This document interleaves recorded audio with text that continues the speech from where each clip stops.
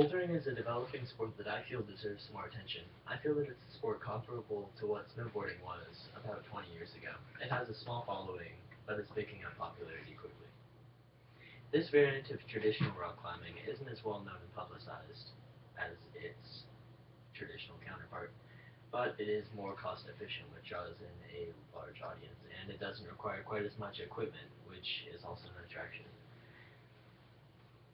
This young sport isn't credited nearly enough, but I feel that it will be as it gains popularity in years to come.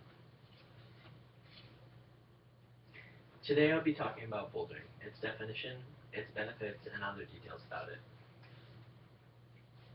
So, what exactly is bouldering?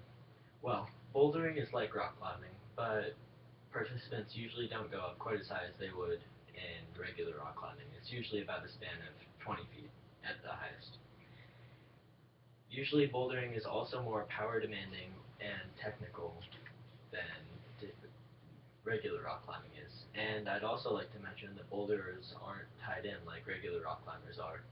They're free, but they usually have a pad beneath them to catch their fall called the crash pad. Although not as much as traditional climbing, bouldering does require some equipment. Some of this equipment includes a crash pad.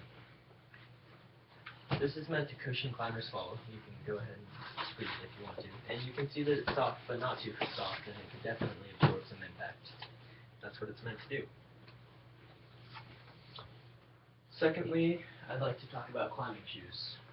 They're made so that climbers have a lot of control over their foot and where they want to place it. And it's also made of a special kind of sticky rubber so that climbers have more friction and grip over the rock. So, yeah, this really helps out. And finally, I'd like to mention shock, which is magnesium carbonate, and it also adds friction between the climber's hands and the rock, and it gets rid of sweat, prevents sweat, which is definitely not a desirable thing to have while you're climbing, because it takes away from friction and grip, and adds moisture. It's just generally not such a good thing.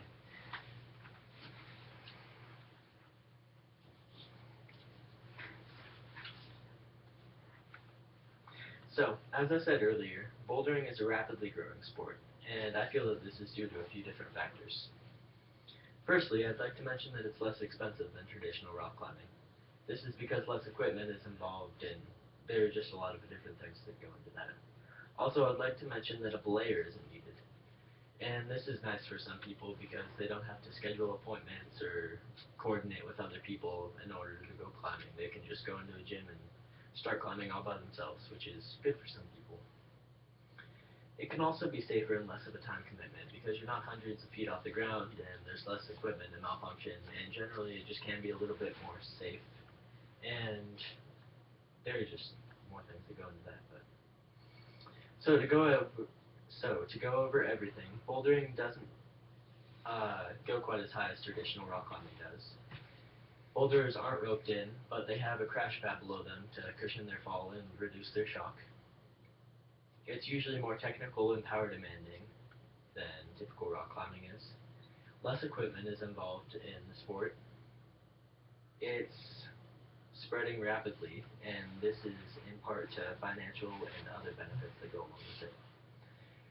So, considering all the advantages to bouldering and what a versatile sport it is, I feel that it deserves more attention.